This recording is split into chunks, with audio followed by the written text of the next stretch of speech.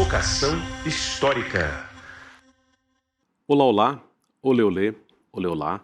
Está começando, vocês sabem, mais um Provocação Histórica, aqui ao vivo nos canais do Instituto Conhecimento Liberta, em todas as plataformas pós-pandêmicas, surreais, virtuais e tantas vezes das big techs autoritárias que dominam o mundo. Senhoras e senhores, a essa altura vocês já sabem, jovens do Brasil também, eu sou o Lindener Pareto, um professor de história e um historiador num Brasil que tem um intenso, virulento, violento passado pela frente e por isso que o Provocação Histórica existe dentro das crises desde 2021 para pensar, narrar, divulgar, expurgar um pouco dos demônios do passado autoritário desse país e desse mundo. Então vamos curtir, compartilhar, fazer viajar aqui a palavra da história do Provocação Histórica.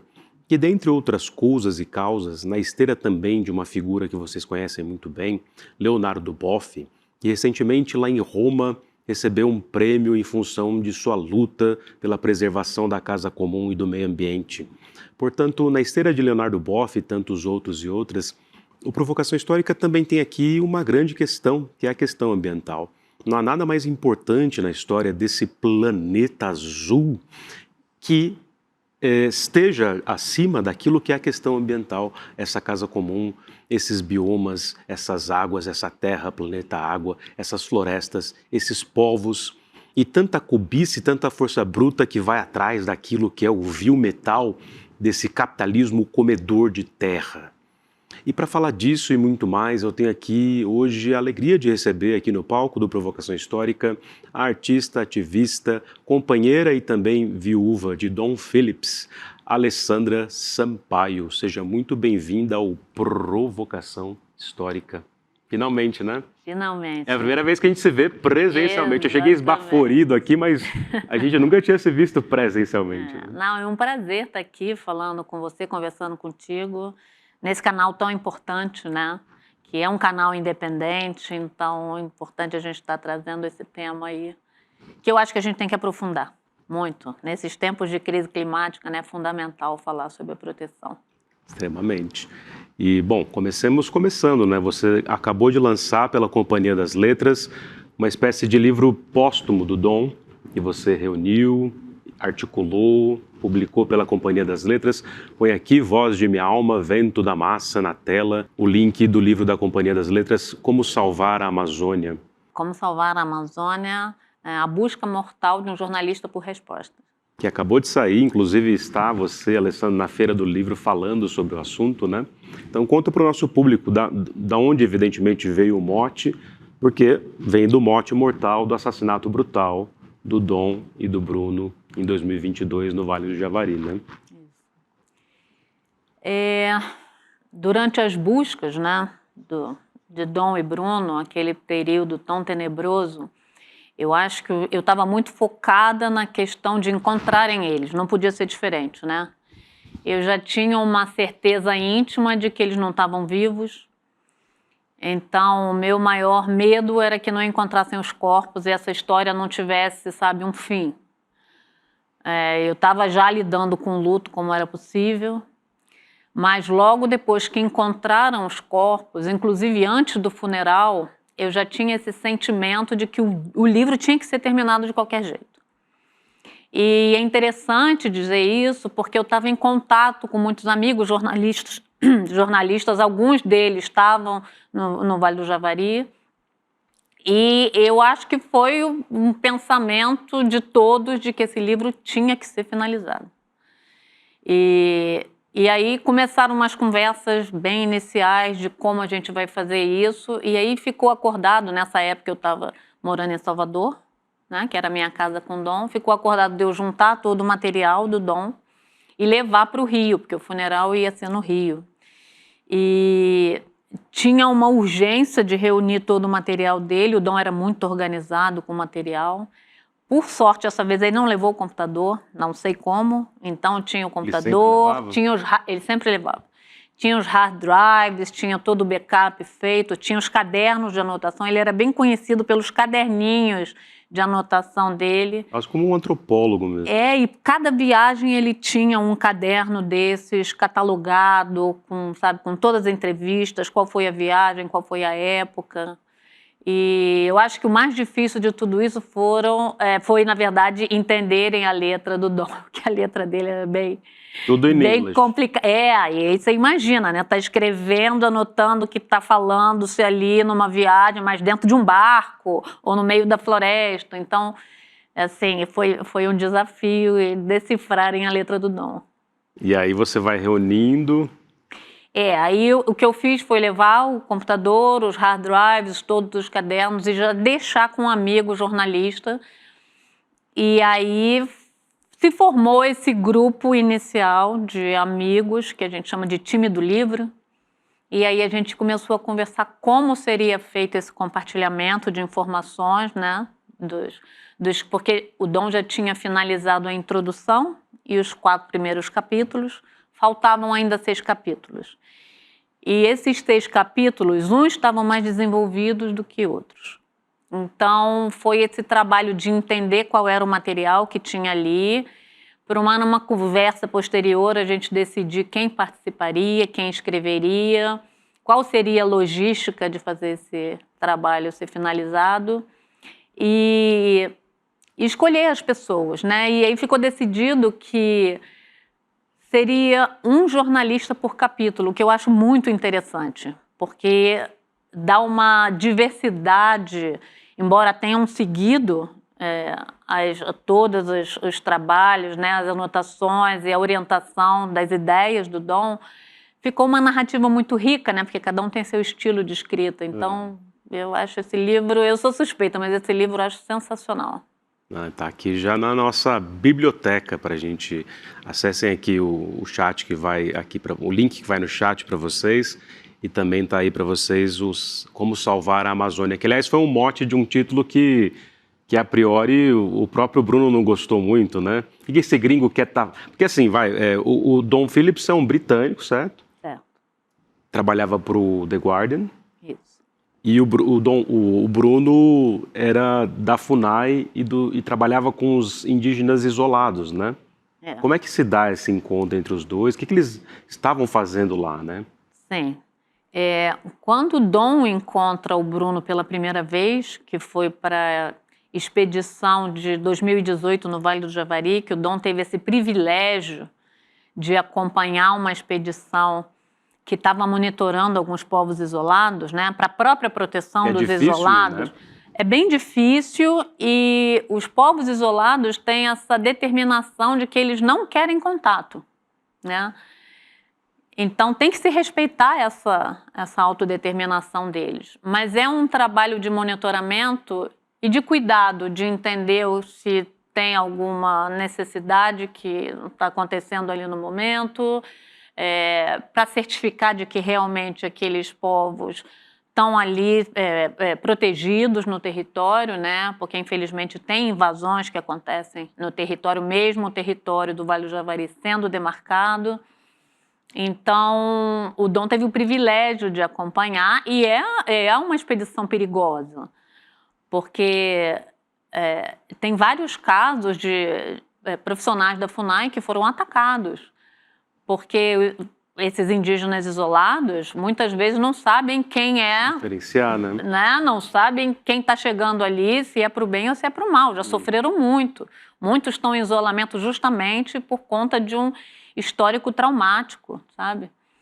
Então, o Dom conversou, na verdade, com o Beto Marubo, que é uma das lideranças da Univaja, né, que é a organização que representa os povos do Vale do Javari. E aí o Dom conversou com o Beto sobre o projeto do livro. E é interessante falar também que o Beto só conversou com o Dom porque uma liderança axaninca falou para o Beto, você pode confiar nesse jornalista. Então o Dom assim, foi recomendado, né, por uma liderança, e aí o Beto foi conversar com o Dom. E aí, quando o Dom comentou sobre o projeto do livro e falou sobre o título, o Dom tinha um carinho grande por esse título, Como Salvar a Amazônia. E ele comentou com o Beto, e aí o Beto falou, não acredito que você, como estrangeiro, está vindo falar para mim como salvar a Amazônia. Que prepotência é essa? E aí o Dom falou assim, não, olha, na verdade esse é um título que eu acho que é um título instigante, que ao mesmo tempo as pessoas podem ver como uma pergunta, mas como uma afirmação também. E o que eu quero é causar essa reação de interesse, né, essa provocação aí no público. E o que eu quero, Beto, é reportar o que está acontecendo na Amazônia através da perspectiva dos povos amazônicos. Então, o que eu quero trazer para esse livro é a perspectiva de quem vive aqui, quem protege esse território há milhares de anos, quem tem um conhecimento ancestral, né? Eu quero colocar vocês aqui dentro do livro e eu quero ser o canal que compartilha, né, o tipo de vida que vocês levam, o conhecimento que vocês têm, a forma que vocês protegem, vocês regeneram, que vocês fazem um manejo respeitoso aqui da terra. Então é isso que eu quero. Eu não vou interpretar o que você está me falando, eu vou ser esse canal de ecoar as vozes de vocês no livro. Impressionante. Estou aqui, senhoras e senhores jovens do Brasil, com a Alessandra Sampaio, que, entre outras coisas, também fundou o Instituto Dom Phillips, né? Põe aqui na tela, se puder, voz de minha alma, o link e isso, ó, que maravilha. Instituto Dom Phillips. E aí, também, como um desdobramento, né? Está escrito, nascemos entre o luto por mais uma violência acontecida na floresta amazônica e o encantamento de Dom Phillips por seus povos e a sua exuberância. Também nasce de um luto, né? Do próprio luto da tragédia toda, quer dizer, do assassinato, né? Do assassinato. Na verdade, o legado do Dom, eu sou responsável pelo legado do Dom, ele deixou isso, inclusive, escrito num testamento, e eu nunca imaginei isso. Caramba. E é uma grande responsabilidade, né? Eu não sou jornalista, não sou uma expert em Amazônia, mas eu conheci a Amazônia através dos olhos do Dom. E era um olhar apaixonado, né? E ele sempre falava comigo, Ale, um dia você vai na Amazônia comigo, porque é impactante e te transforma. Você não tinha chegado aí com ele? Nunca fui, infelizmente, na Amazônia com ele. Depois, sim, né? Depois, sim. E, inclusive, o primeiro lugar que eu fui foi o Vale do Javari. E, enfim, dada toda essa repercussão do caso, né? A reverberação mundial que foi isso, né? E eu me senti muito responsável por levar esse legado adiante. Então, eu já tinha a confiança de que um grupo de profissionais muito qualificados, de extrema confiança minha, muito leais, iam tocar o projeto do livro. Eu participei só no início de algumas reuniões e aí, naturalmente, o grupo foi desenvolvendo o projeto, sempre me questionando, sempre me perguntando o que eu achava, me pedindo opiniões. Mas assim, foi um trabalho muito bacana, né? Muito solidário. E eu acho que tem tudo a ver com a proposta do livro, né? Foi um trabalho coletivo para finalizar esse projeto. Uma coisa que eu acho muito interessante também é que não foram só os jornalistas que trabalharam, tiveram outros profissionais envolvidos, editores, revisores. As fotos que tem no livro foram cedidas pelos fotógrafos, e todos os fotógrafos eram amigos do Dom. Os jornalistas também trabalharam de graça, fizeram uma campanha de arrecadação, porque havia uma necessidade dos jornalistas acompanharem que foi esse trabalho de pesquisa do Dom em campo, porque nem tudo o Dom conseguiu colocar no papel. Então, os jornalistas fizeram esse esforço de ir para os mesmos lugares que o Dom foi, entrevistar as mesmas pessoas. Então, foi um trabalho de um esforço tremendo, sabe, de uma generosidade de todas as pessoas. Então, é muito bonito ver isso, né? E o Instituto entra como uma outra vertente desse legado e que está focado justamente em seguindo os passos do Dom, o entendimento dele sobre a importância de proteger a Amazônia e os povos da Amazônia. A gente quer ecoar essas vozes da Amazônia, os saberes dos povos e das pessoas que trabalham para proteger. E quando eu falo ecoar, é no viés de fortalecer, sabe? De fortalecer essa luta, de fortalecer aí o movimento que já existe de proteção dos povos amazônicos com relação aos seus territórios. Maravilha. Imagino que um dos grandes dilemas para você, mesmo para a companheira do Bruno, né? Qual é o nome dela? Eu esqueci. Beatriz Matos. A Beatriz. Inclusive tem aqui, Voz de Minha Alma, um link do Suma Uma, que tem uma conversa entre vocês duas, né? Tá aí, ó. Vocês duas conversando e tal. Depois põe aqui também no chat para o nosso grande público para assistirem a conversa, as dores que se encontram e uma amizade que nasce da tragédia, do assassinato, né? Que, aliás, não foi qualquer assassinato, né? Não mataram, mataram, esquartejaram, uma coisa brutal. Eu imagino que para se refazer disso como luto, como companheira, né? E depois trabalhar exatamente com as mesmas coisas não deva ser nada fácil, né? Quer dizer, uma artista, você é soteropolitana? Soteropolitana. Quer dizer, uma artista que tinha uma vida específica e tal, e de repente é tragada e jogada num holofote gigantesco e com muita força leva isso à frente. Mas imagino que no plano privado as crises e as questões todas apareçam, né? É um desafio, né, Lindo, né? Porque realmente não é a minha área de atuação, mas sempre existiu essa paixão pela Amazônia, desde sempre, antes de conhecer o Dom, já, né, através do Quarupi, já tinha lido o livro, mas se intensificou com a convivência, com a pesquisa do Dom, né, para o livro, e o Dom também já estava desde 2015 trabalhando artigos sobre a Amazônia, né, das dificuldades enfrentadas ali. E uma coisa que eu acho muito bonita de falar aqui é que o Dom era um tipo de jornalista que ele se conectava muito com as pessoas. Então, ele não estava ali só interessado em trabalhar a notícia, em pesquisar, em fazer um bom trabalho.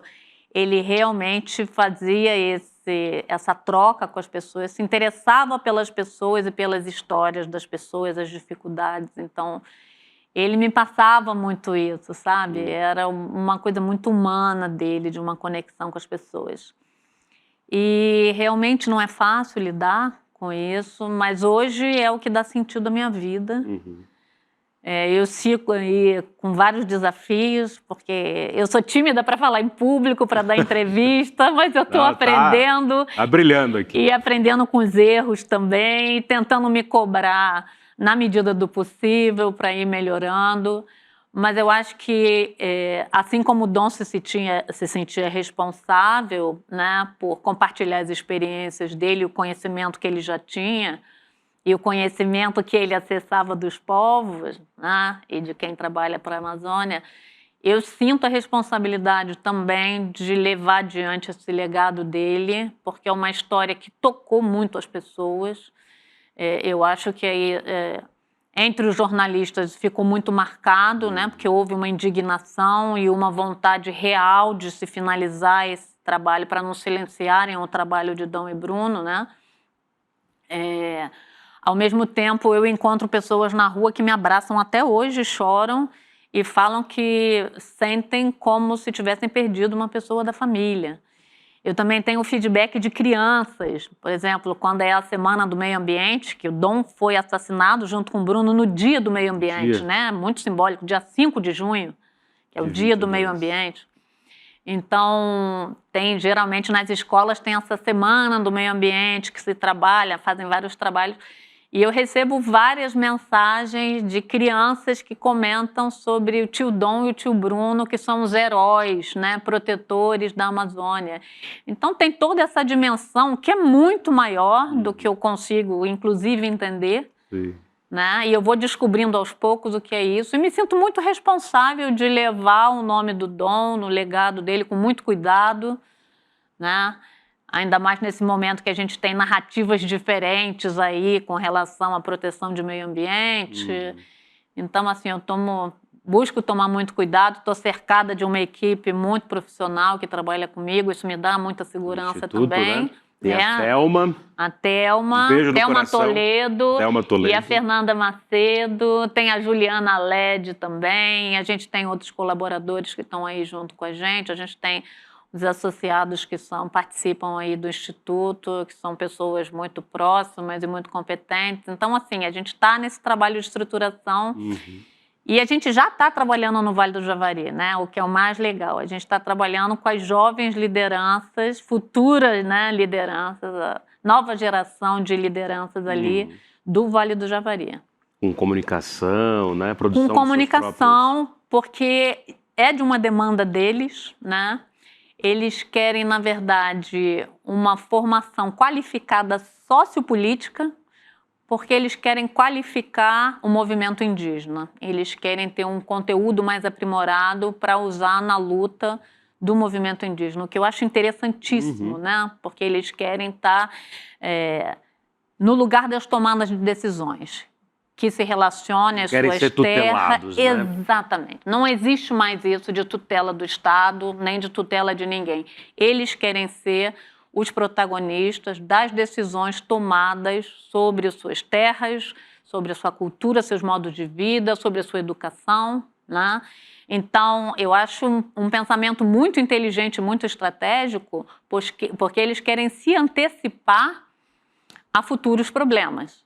Então, eles têm essa postura de proteção e de prevenção antes que um problema aconteça. Eles não querem estar lá quando o problema já está acontecendo. Eles querem se antecipar a isso, o que é muito inteligente, né? Eles sabem exatamente como cuidar do território, eles sabem exatamente o que eles querem e é preciso que a gente escute eles. A gente tem muito a aprender.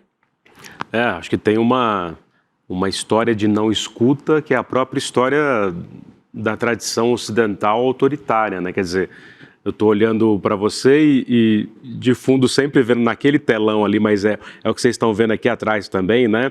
Sim. Uma fotografia de uma das regiões amazônicas, não sei se é especificamente o Vale do Javari, mas que a nossa produção colocou aqui, né? Os seus igarapés, essa grande cobertura vegetal impressionante. Mas tem toda uma tradição ocidental, utilitarista, que tortura a natureza. Está lá no Francis Bacon, no Descartes, em que vê a natureza como algo para se utilizar e se descartar, né? Quer dizer, no fim das contas, aí o cacique Raoni sempre fala muito isso. Quando o cacique Raoni estava subindo a rampa com o Lula 3, né, em 2023, eu lembro dele falar assim, não, a gente fez críticas a todos os governos, fizemos crítica desde lá de trás, inclusive a Dilma Rousseff em relação ao Belo Monte, né? Só que, evidentemente, com o Bolsonaro a coisa ficou sem qualquer tipo de verniz civilizatório. Então, minha pergunta para você é, a despeito de governos mais progressistas ou chamados de esquerda, a gente tem um problema grave numa visão inteira de mundo que é se valer ainda de formas de extração da natureza que, na verdade, são do capitalismo. Porque, né, sendo aqui um historiador bem pessimista, mas do tipo benjaminiano, digamos assim, eu não vejo isso parando de ser destruído, e inclusive dentro disso os próprios povos, se a gente não simplesmente barrar a sanha capitalista, porque é isso, né? O Musk põe aqueles Starlinks em cima da Amazônia porque ele é bobo, não, porque ele quer extrair o que está no subsolo, né? Exato. Eu vejo como uma mentalidade, né? Um conceito de progresso que é muito ultrapassado já, né? E que não cabe mais no momento que a gente está vivendo, né? A gente está aí enfrentando uma crise climática real, que vai ficar... a gente vai viver num planeta com um clima cada vez mais hostil, você ligando, se interessando ou não pela pauta ambiental, você vai ser atingido, não tem escolha, não vai ser daqui a 50 anos, vai ser provavelmente daqui a 10 anos, talvez se intensifique, seja antes, dependendo, né, da velocidade aí da destruição. E me parece que não faz sentido, porque a gente está destruindo uma das maiores biodiversidades, que é a Amazônia, né? Antes mesmo de conhecer. A gente não sabe as potencialidades, né? A tecnologia da floresta, os serviços ecossistêmicos que a Amazônia produz, que a gente ainda nem se dá conta, os cientistas estão evoluindo aí nesse campo, mas a gente ainda não tem certezas totais do que acontecem ali. E a gente fala muito, né, regime de chuva, a manutenção da umidade, você tem também aí, né, a própria biodiversidade que pode ser usada, que eu digo, né, respeitosamente na biomedicina e agroflorestas, enfim.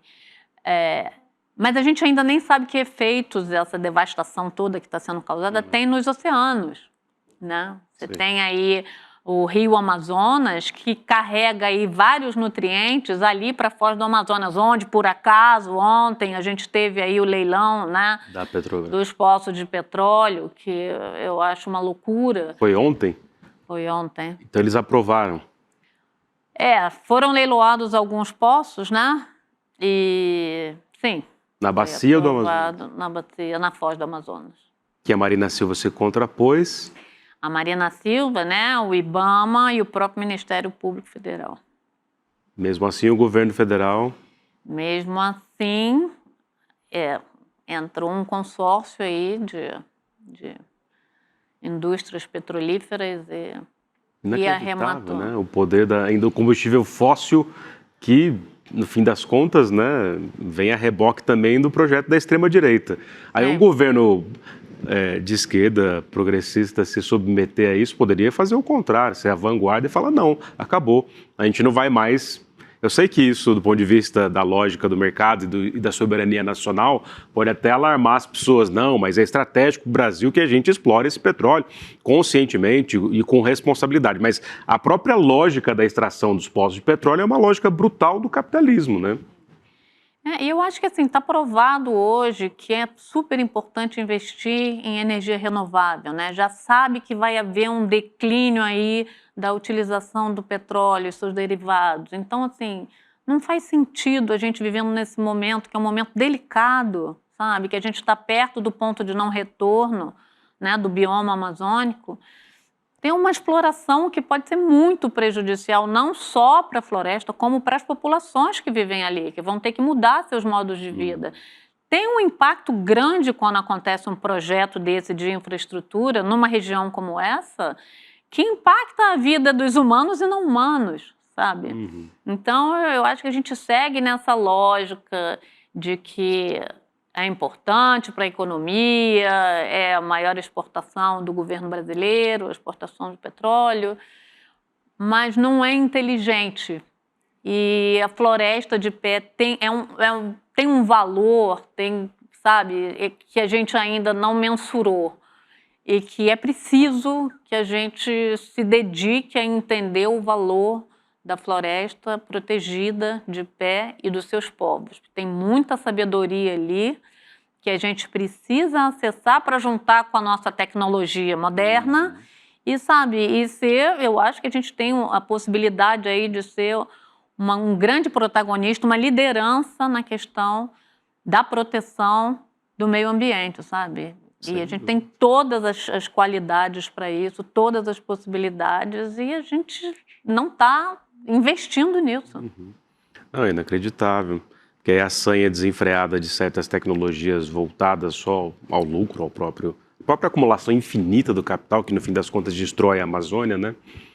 Acaba prevalecendo, mas é impressionante. Se a gente for pensar que energias o ser humano conseguiu liberar em função do controle e muitas vezes da tortura praticada contra a natureza, é óbvio que a gente conseguiria em muito pouco tempo usar essa tecnologia para transformar a nossa visão de mundo em relação à floresta, até pensando na tradição dos povos de milhares, sei lá, tem 12 mil anos, como diz o nosso camarada Eduardo Góes Neves, professor da Universidade de São Paulo, arqueólogo, que escava a Amazônia há tempos como arqueólogo.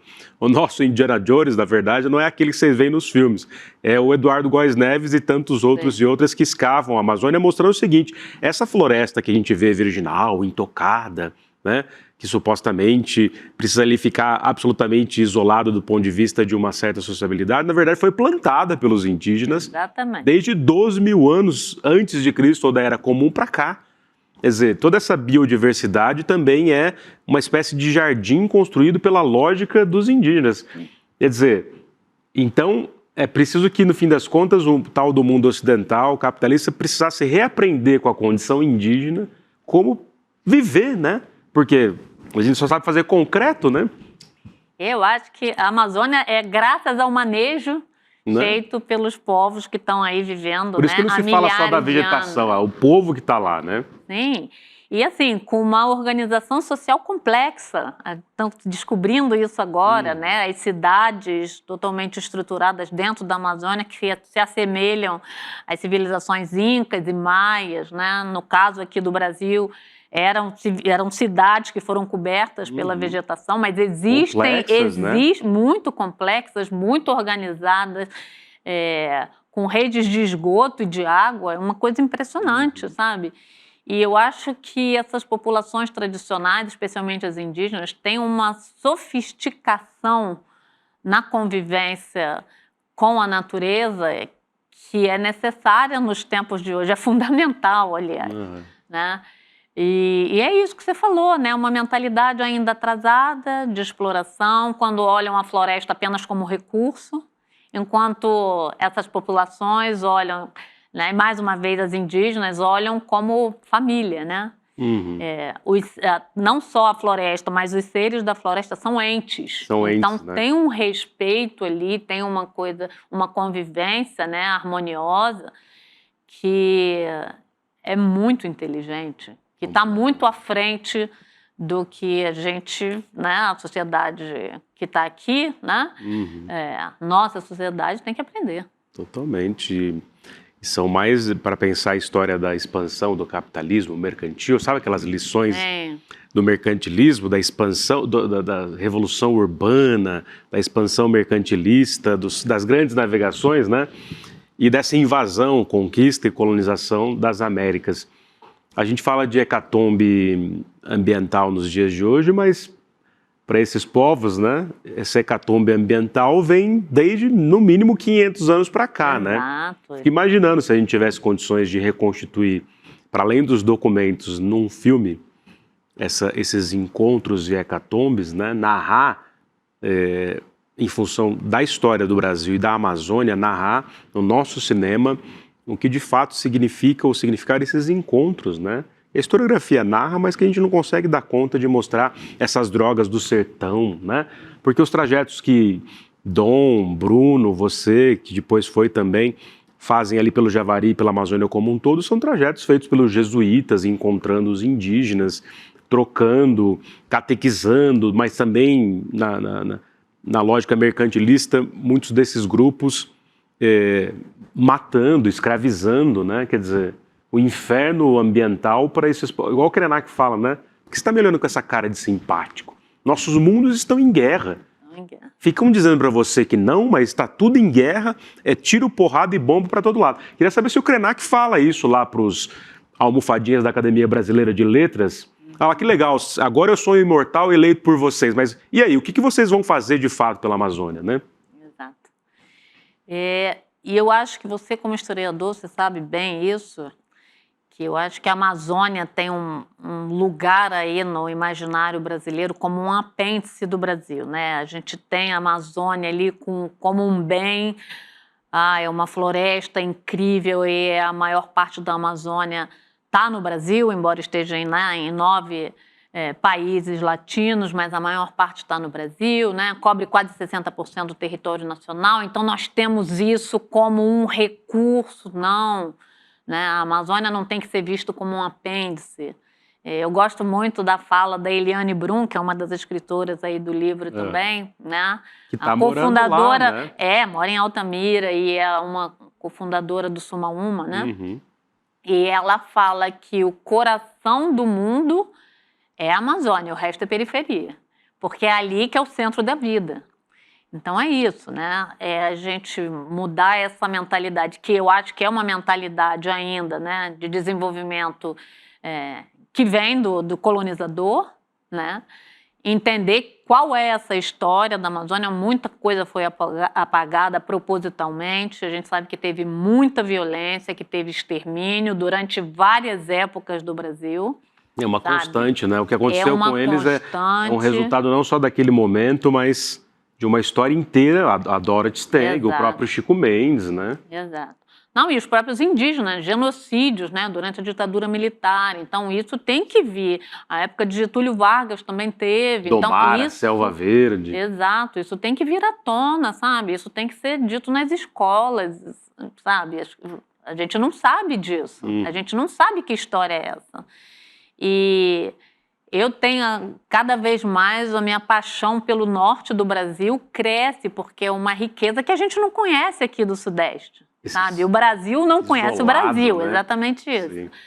Mas é uma riqueza cultural, sabe, é uma riqueza culinária, de lendas, de biomas, mesmo porque às vezes a gente fala da Amazônia, as pessoas acham que a Amazônia é um bloco de floresta com rios enormes. Não, tem 29 milhões de pessoas morando ali, que enfrentam vários problemas sociais, poucas oportunidades de emprego, muitos pais de família, e eu não estou em momento nenhum justificando atividades criminosas, mas muitos pais de família não têm opção e aí são cooptados aí por essas atividades ilegais. Mineração, tráfico.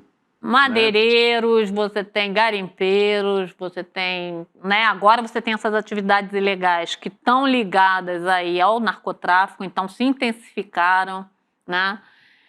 Roubo de terras, você tem o gado aí entrando para justificar esse roubo de terras e garantir a apropriação dessa terra, que é uma terra pública, que é uma terra de todo brasileiro, né?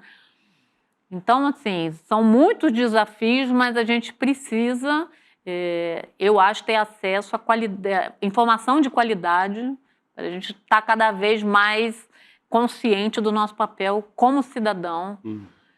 E para pressionar, eu acho que leis ambientais, para pressionar grandes companhias que exploram ali, que se beneficiam da exploração da Amazônia, sabe? É importante a gente ter consciência como cidadão, claro, cada um tem, né, seus modos de vida e a gente revê isso, mas isso só não é suficiente. A gente precisa de um movimento da sociedade civil que pressione governos, os políticos, as grandes empresas, que a gente entenda qual é a cadeia produtiva aí do que a gente está consumindo, sabe? Tem muita coisa em jogo, tem muita... Por exemplo, o que mais destrói hoje a Amazônia é a produção, né? O gado, é a produção de carne. E tem toda uma dificuldade de se rastrear essa produção. E é importante a gente saber isso, porque muitas das fazendas são de terras que foram roubadas. Então, você sabia disso quando você está no mercado comprando ali a sua carne para o churrasco, sabe? A gente merece saber sobre isso para a gente fazer escolhas. É tenebroso, né? Porque qualquer coisa que se consome tem um rastro de sangue, de morte, de assassinato, inacreditável. E a própria lógica das... Não sei como é que os chineses vão resolver isso lá nas suas supostas novas formas, para pensar esse capitalismo chinês, o Estado chinês e tal. Mas a própria lógica do mundo ocidental capitalista de concentração das pessoas nas cidades, né? Em 2007, o mundo passou a ser mais urbano do que rural, graças a essa lógica urbana do capital. E aí você concentra luxo, renda, mão de obra no Sudeste, especificamente em São Paulo, né? Com seus restaurantes, seus paladares saborosos, com suas feiras, né, de livro. Estamos lá celebrando a Feira do Livro, concentração de prédios, concentração de transporte. Só que tudo isso é possível graças à tragédia que é operada no restante do país, né? No caso específico, o gado na Amazônia. É duro, né? Porque aí todos nós, de alguma maneira, fazemos parte dessa piscina de sangue, né? E, ao mesmo tempo, enquanto você tem essa exploração nos territórios, você está expulsando as populações dali. E essas populações vão para onde? Elas tinham um modo de vida ali, elas tinham uma abundância de alimentação, porque é isso, elas estão cuidando ali do território, então elas têm uma abundância, né, de vida, e de cultura e de espiritualidade. Você expulsa essas pessoas para explorar o território e essas pessoas vão para a cidade terem uma vida miserável. As meninas prostituídas. Perdem totalmente a conexão com as suas raízes, com a sua tradição. Isso mata aos poucos quem é expulso do seu território, porque a relação com o território Eu acho isso muito bonito. A relação com o território não é uma relação de valor de ter a sua terra, é uma relação afetiva. Eles consideram, por exemplo, tem algumas etnias que consideram o rio como um avô. Então eles vão para o rio para conversar com o avô. Então você tem que ficar em silêncio ouvindo o rio para entender os conselhos do seu avô. Então, assim, estão ali os restos mortais, né, dos seus antepassados, está ali toda a sua história. Eles têm uma tradição oral. Então, assim, a vida deles está pautada ali nas experiências daquele território. Você tira isso deles, você tira a história, você tira a ancestralidade, você tira a abundância de vida, espiritualidade, de alimentação, de convivência, porque também quando são transferidos, não estão ali vivendo mais em comunidades, vão para lugares diferentes, você afasta toda uma comunidade, você desarticula toda uma política que existe na comunidade. Então, assim, são vários tipos de agressão que eles sofrem, sabe? E a gente tem que se dar conta disso, porque a gente, de alguma forma, é cúmplice, né? Então, quanto mais a gente pode saber o que acontece e que tipo, né, de... o que a gente está consumindo, mais a gente vai poder fazer escolhas. Sim. Alessandra Sampaio, aqui no Provocação Histórica, te agradeço muitíssimo pela generosidade e desde há muito tempo a gente conversa e no que eu puder aqui via Provocação Histórica e CL contribuir para o Instituto Dom Phillips, aliás, põe na tela aqui de novo para o pessoal, põe no chat, o Instituto Dom Phillips, fundado aqui pela Alessandra Sampaio, que de artista e soteropolitana foi lançada ao mundo nessa tragédia, nesses assassinatos, também praticamente como jornalista e antropóloga, né? Até lembro que numa reunião eu falei antropóloga, mas quem é antropóloga é a viúva do Bruno, né? É a Beatriz. É a Beatriz, né? Os dois antropólogos, né? Inclusive, a Beatriz e o Bruno se encontraram no Vale do Javari. Se conheceram e se apaixonaram no Vale do Javari. E a história do Vale do Javari, né? Essa dedicação ao Vale do Javari aproximou muito eles. E eles lançaram também, antes da morte do Bruno, eles lançaram a OPI, né, que é a Organização para a Proteção dos Povos Indígenas e de Recém-Contato. Então tem aí a OPI que continua aí articulando junto dos povos isolados. E a Bia hoje trabalhando no Ministério dos Povos Indígenas. Ela trabalha com a Ela trabalha na Secretaria de Povos Isolados de Recente Contato. Então, ela está super empenhada aí na articulação, né? Que é importante, que você vê setores do governo que estão muito dedicados a... E, ao mesmo tempo, emparedados, né? Porque o agronegócio tem uma coisa terrível ali do jogo de interesses em Brasília, né? Não deve ser nada fácil, porque... Primeiro que estava tudo muito desarticulado com o governo anterior, né? Então é um trabalho de reconstruir, né, o que foi desarticulado e também de tentar construir coisas para deixar para um próximo governo, né, que represente aí os povos indígenas, que represente a causa, né, defenda os direitos dos povos indígenas. Então é um trabalho e tanto que ela faz. Impressionante. Um abraço à Beatriz.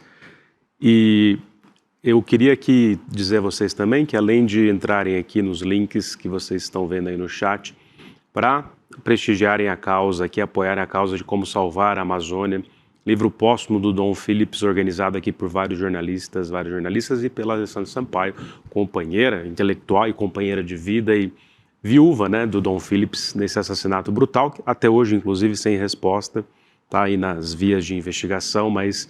ele se soma a tantos outros na história do Brasil assassinados brutalmente, além dos próprios indígenas. E, Alessandra, deixa eu te dar uma notícia aqui a respeito de toda a tragédia.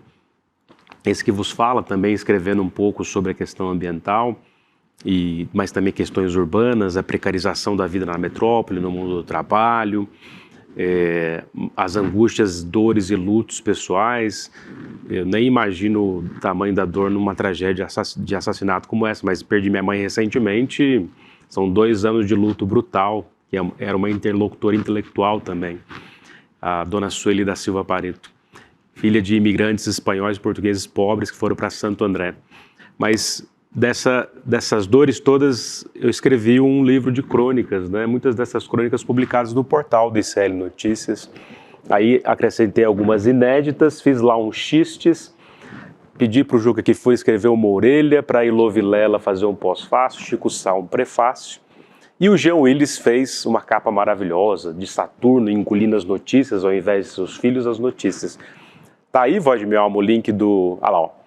E então está na praça, no mundo, na rua, no meio de redemoinho, olha lá a capa bonita, ó. É um pastiche do Goya, que o Jean Willis, que além de tudo é um artista também, ele foi lá e pegou, fez um pastiche, está engolindo as notícias, crônico e anacrônico, escritos de um operário do tempo e do fim do mundo como a gente conhece. E tem ali também questões que envolvem a questão ambiental, inspirado inclusive pelo Leonardo Boff, mas não só, e evidentemente mais recentemente por vocês, do Instituto Dom Phillips. Então, tá aí o link para vocês. É o terceiro livro, mas agora o primeiro não acadêmico, mesmo que seja também tanto acadêmico, porque é um historiador escrevendo, com, né, praticamente agora 20 anos de pesquisa em história. Mas enfim, estou muito feliz e que bom que eu estou anunciando aqui junto com você também. E antes da gente terminar, me diga uma coisa, olhando para aquela câmera ali, ó, o que te impressionou, assim, para além de ouvir o que você já ouvia do Dom, ver, ler, quando você foi para o meio da floresta verde e tal, viu as pessoas, os rios, os igarapés, o que você conta, assim, pra gente? Olha, eu prometi que eu não ia chorar.